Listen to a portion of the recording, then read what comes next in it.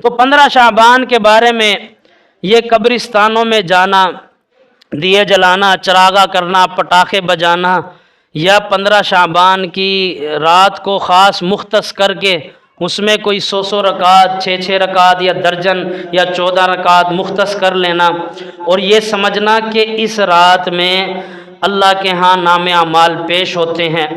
پھر لوگ یہ بات کرتے ہیں کہ اس رات میں اللہ آسمان دنیا پر تشریف لاتا ہے، یہ بات بھی کرتے ہیں۔ یہ ابن ماجہ کی روایت ہے، اور یہ روایت ضعیف ہے، جس میں یہ ذکر ہے کہ 15 شعبان کی رات کو اللہ آسمان دنیا پر تشریف لاتے ہیں۔ یہ ابن ماجہ کی روایت سندن بالکل ضعیف ہے، اور اسی طرح کی اور بھی روایات لوگوں نے جو بنائی ہوئی ہیں اسے کہتے ہیں من گھڑت، یعنی اپنی طرف سے بنائی ہوئی بات، بالکل ہی جھوٹی۔ جبکہ اس کے برعکس حقیقت کیا ہے؟ پھر حقیقت میں کیا ہے کہ یہ 100 رکعت نہیں، یہ رات نہیں، اور اعمال نامے جو پیش ہونا، یہ سارے کے سارے کام ہوتے ہیں لیلۃ القدر میں۔ وما ادراک ما لیلۃ القدر، اور تم کیا جانو، اللہ کہتا ہے کہ تم کیا جانو لیلۃ القدر کیا ہے؟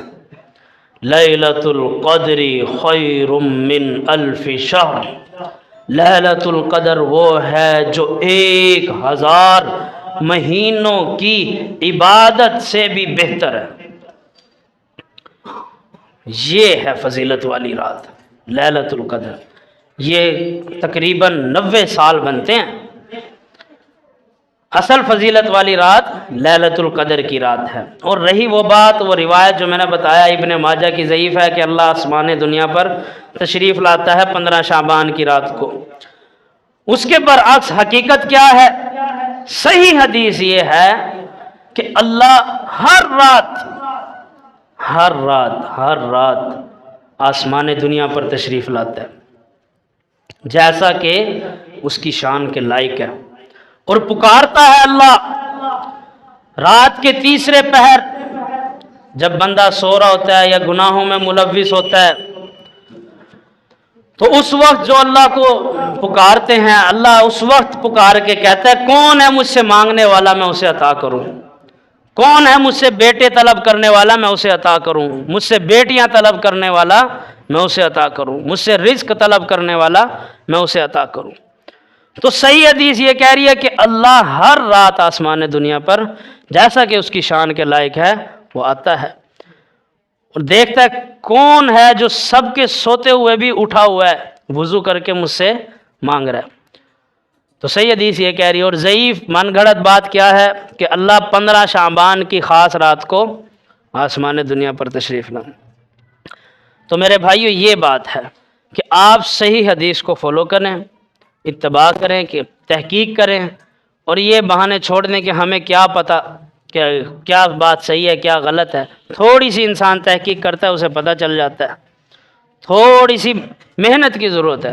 اللہ رب العالمین سے دعا ہے اللہ رب العالمین حق بات کو سمجھ کر مجھے بھی اور آپ سب بھائیوں کو بھی عمل کرنے کی توفیق عطا فرمائے۔ ہاں، شعبان کے مہینے میں جو محمد الرسول اللہ صلی اللہ علیہ وسلم سے ثابت عمل ہے وہ ہے کثرت کے ساتھ روزے رکھنا۔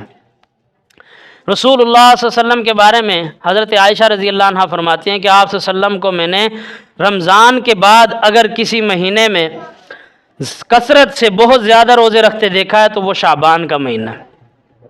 اور حضرت عائشہ فرماتی ہیں آپ صلی اللہ علیہ وسلم اتنے روزے رکھتے کہ ہمیں لگتا کہ آپ صلی اللہ علیہ وسلم اب روزہ چھوڑیں گے ہی نہیں، اور پھر 15 شعبان کے بعد یعنی 15 شعبان تک آپ صلی اللہ علیہ وسلم بس کر دیتے، چھوڑ دیتے روزہ، اور پھر آپ صلی اللہ علیہ وسلم ایسے چھوڑتے کہ ہمیں لگتا کہ اب آپ صلی اللہ علیہ وسلم روزہ رکھیں گے ہی نہیں۔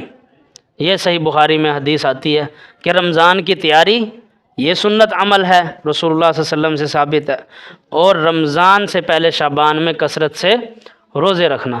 اللہ رب العالمین سے دعا اللہ رب العالمین حق بات کو سمجھ کر مجھے بھی اور آپ سب بھائیوں کو بھی عمل کی توفیق عطا فرمائے۔ وآخر دعوانا الحمدللہ رب العالمین۔